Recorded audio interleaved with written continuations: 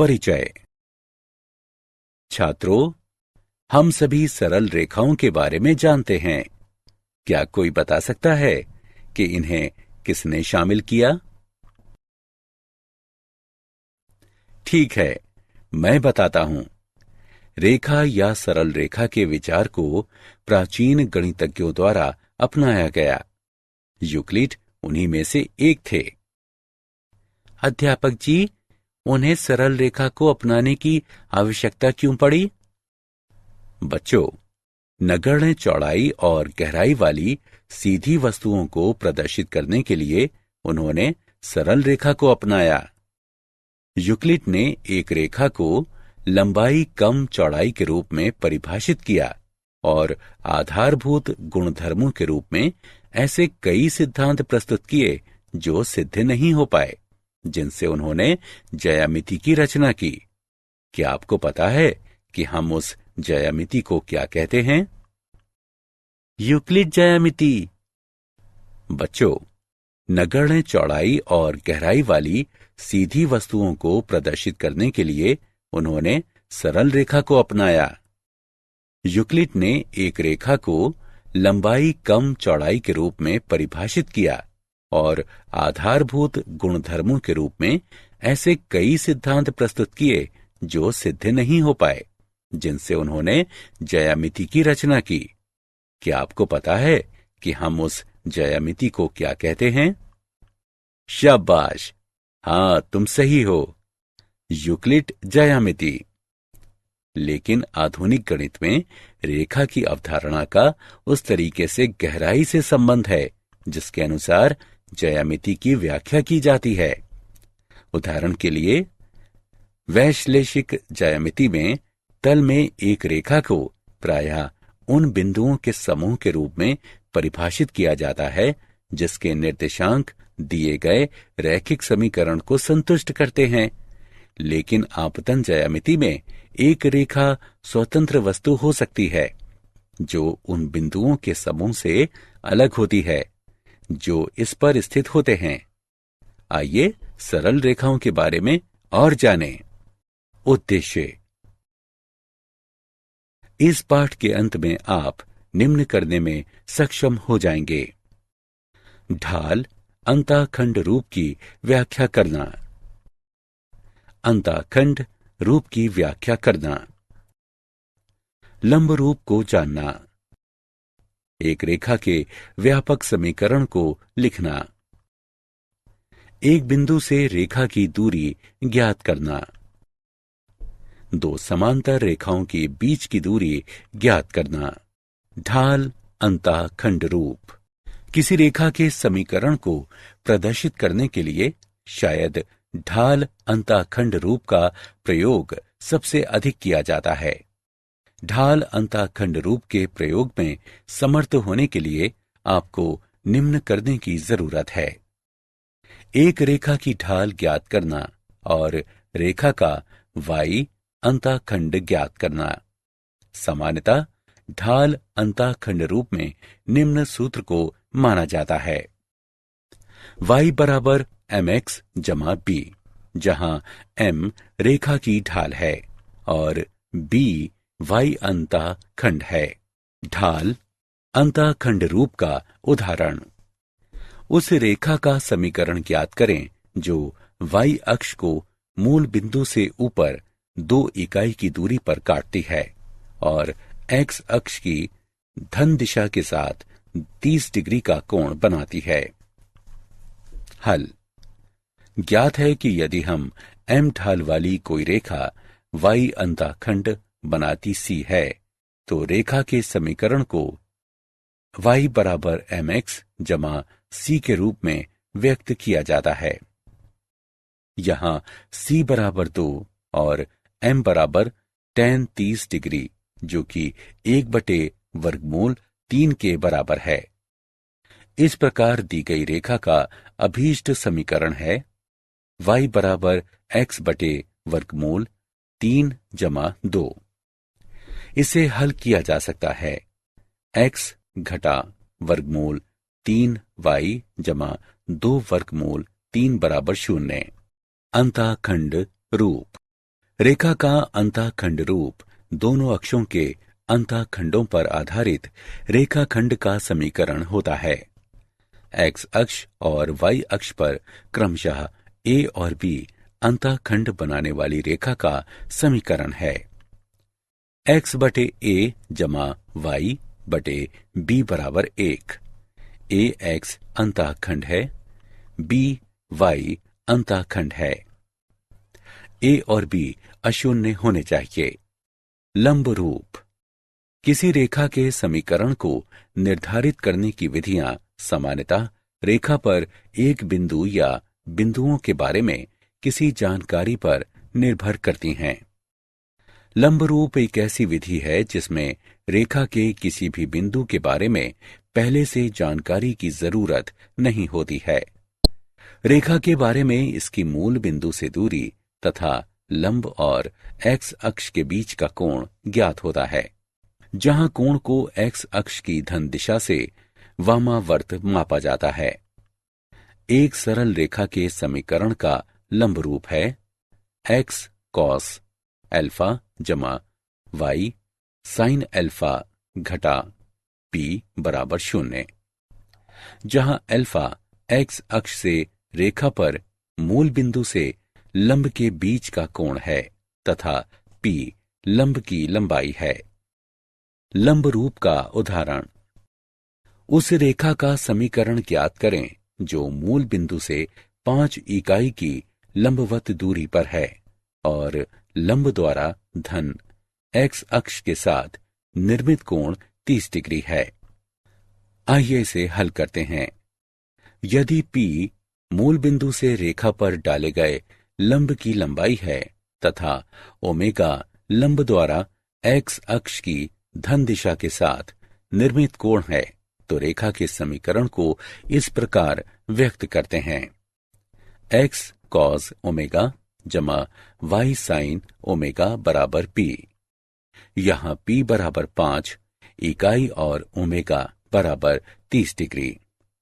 इस प्रकार दी गई रेखा का अभीष्ट समीकरण है एक्स कॉस 30 डिग्री जमा वाई साइन 30 डिग्री बराबर 5। इसे हल किया जा सकता है। एक्स वर्गमूल 3 जमा वाई बराबर 10। रेखा का व्यापक समीकरण ए एक्स जमा बी वाई जमा सी बराबर 0 रूप की कोई समीकरण जहां ए और बी एक साथ 0 नहीं है व्यापक रैखिक समीकरण या रेखा का व्यापक समीकरण कहलाता है। व्यापक समीकरण के विविध रूप। ढाल अंतःखंड रूप। यदि b 0 के बराबर नहीं है तो ए एक्स जमा बी वाई जमा सी बराबर 0 को इस प्रकार लिखा जा सकता है। y बराबर घटा ए एक्स बटे बी घटा सी बटे बी, या y बराबर एम एक्स जमा स्मॉल सी, जहां m बराबर घटा a बटे b, स्मॉल c बराबर घटे c बटे b, y अंतःखंड है। यदि b बराबर 0 तो x बराबर घटा c बटे a बराबर x अंतःखंड है, जो कि एक ऊर्ध्वाधर रेखा है जिसकी ढाल अपरिभाषित है। अंतःखंड रूप। यदि c 0 के बराबर नहीं है तो ए एक्स जमा बी वाई जमा सी बराबर 0 को इस प्रकार लिखा जा सकता है, या x बटे a जमा वाई बटे b बराबर 1, जहां a बराबर घटा c बटे a बराबर x अंतःखंड, b बराबर घटा c बटे b बराबर y अंतःखंड। यदि c बराबर 0 तो ए एक्स जमा बी वाई जमा सी बराबर 0 को इस प्रकार लिखा जा सकता है। ए एक्स जमा बी वाई बराबर 0, जो मूल बिंदु से जाने वाली एक रेखा है और इसलिए अक्षों पर 0 अंतःखंड है। लंब रूप। मान लें एक्स कॉस ओमेगा जमा वाई साइन ओमेगा बराबर पी। समीकरण ए एक्स जमा बी वाई जमा सी बराबर 0 या ए एक्स जमा बी वाई बराबर घटा सी के द्वारा प्रदर्शित रेखा का लंबरूप है। इस प्रकार दोनों समीकरणें समान हैं और इसलिए ए बटे कॉस ओमेगा बराबर बी बटे साइन ओमेगा बराबर घटा सी बटे पी। इससे हमें प्राप्त होता है कॉस ओमेगा बराबर घटा ए पी बटे सी और साइन ओमेगा बराबर घटा बी पी बटे सी। और अब साइन वर्ग ओमेगा रेखा के व्यापक समीकरण का उदाहरण 3x घटा 4y जमा 5 बराबर 0 को सभी रूपों में व्यक्त करें।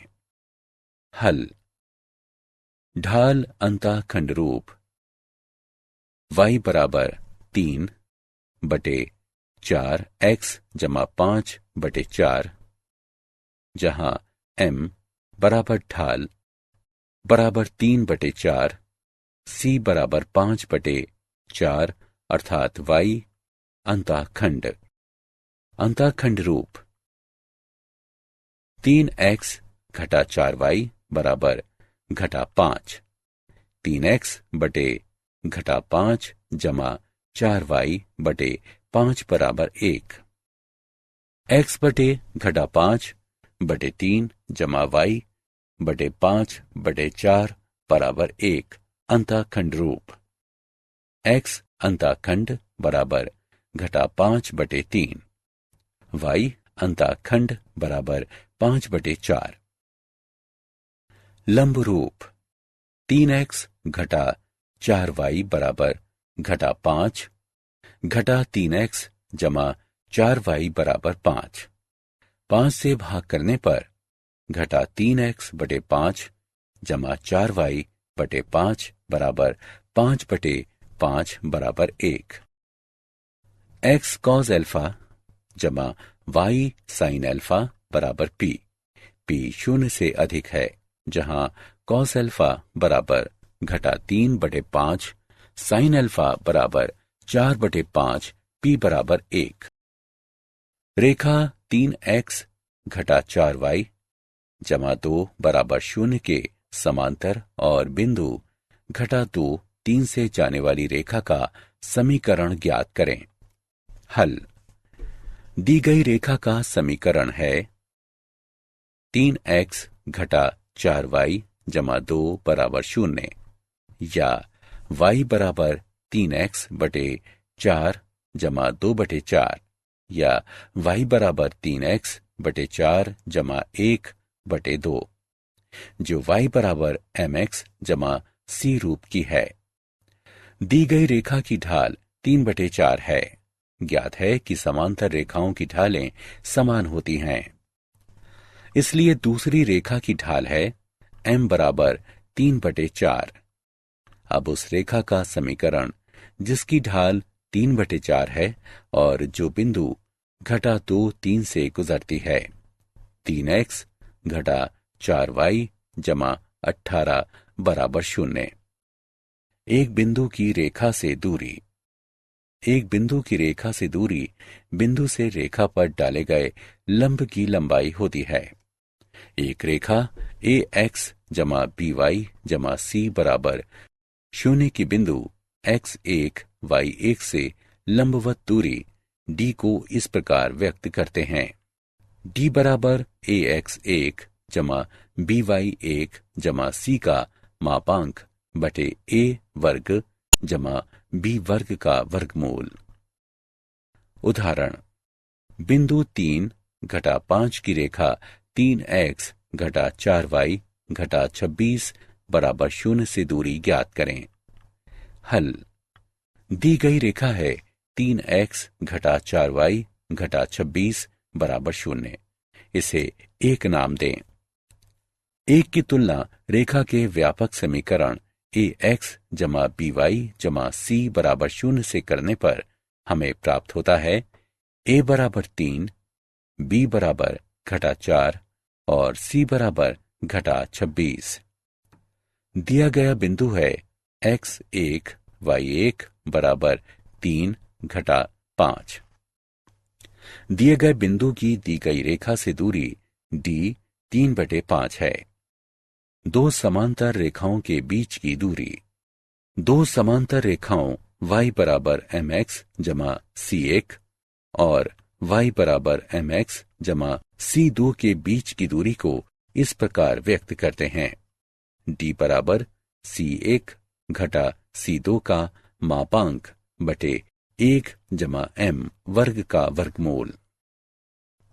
यदि रेखाएं व्यापक रूप में हों, अर्थात ax जमा by जमा c1 बराबर 0 और ax जमा by जमा c2 बराबर 0, तो उनके बीच की दूरी है d बराबर c1 घटा c2 का मापांक बटे a वर्ग जमा b वर्ग का वर्गमूल। उदाहरण: समांतर रेखाओं 3x घटा 4y जमा 7 बराबर 0 और 3x घटा 4y जमा 5 बराबर 0 के बीच की दूरी ज्ञात करें। हल: यहां a बराबर 3, b बराबर घटा 4, c1 बराबर 7 और c2 बराबर 5, इसलिए अभीष्ट दूरी है d बराबर 7 घटा 5 का मापांक बटे 3 वर्ग जमा घटा 4 वर्ग का वर्गमूल बराबर 2/5। क्या आप जानते हैं, दो रेखाओं का प्रतिच्छेद बिंदु, मान लें दो रेखाओं के समीकरण हैं a1 x जमा b1 y जमा c1 बराबर 0, इसे 1 नाम दें, और a2 x जमा b2 y जमा c2 बराबर 0, इसे 2 नाम दें। मान लें कि ये दोनों रेखाएं एक बिंदु P x1 y1 पर प्रतिच्छेद करती हैं, तब x1 y1 दी गई समीकरणों में से प्रत्येक को संतुष्ट करता है। इसलिए a1 x1 जमा b1 y1 जमा c1 बराबर 0 और a2 x1 b2 y1 जमा c2 बराबर 0। वज्र गुणन द्वारा इन दोनों को हल करने पर हमें प्राप्त होता है। यहां 1 और 2 के प्रतिच्छेद बिंदु के निर्देशांक हैं। सारांश: आइए हमने जो कुछ सीखा है उसे संक्षेप में दोहराएं। m ढाल वाली रेखा पर बिंदु x, y और y अंतःखंड C रेखा पर स्थित होते हैं, यदि और केवल यदि y बराबर mx जमा c हो। यदि m ढाल वाली एक रेखा x अंतःखंड D बनाती है, तो रेखा का समीकरण y बराबर m गुणा x घटा d होता है। x और y अक्ष पर क्रमशः a और b अंतःखंड बनाने वाली एक रेखा का समीकरण x बटे a जमा y बटे b बराबर 1 होता है। मूल बिंदु से लंब दूरी p तथा लंब और धन x अक्ष के बीच ओमेगा कोण वाली रेखा के समीकरण को x cos ओमेगा जमा y sin ओमेगा बराबर p द्वारा व्यक्त किया जाता है। ax जमा by जमा c बराबर 0 रूप का कोई समीकरण जिसमें a और b एक साथ 0 न हो, व्यापक रैखिक समीकरण या एक रेखा का व्यापक समीकरण कहलाता है। एक रेखा ax जमा by जमा c बराबर 0 की एक बिंदु x1 y1 से लंबवत दूरी को इस प्रकार व्यक्त करते हैं। समांतर रेखाओं ax जमा by जमा c1 बराबर 0 और ax जमा by जमा c2 बराबर 0 के बीच की दूरी को इस प्रकार निरूपित करते हैं।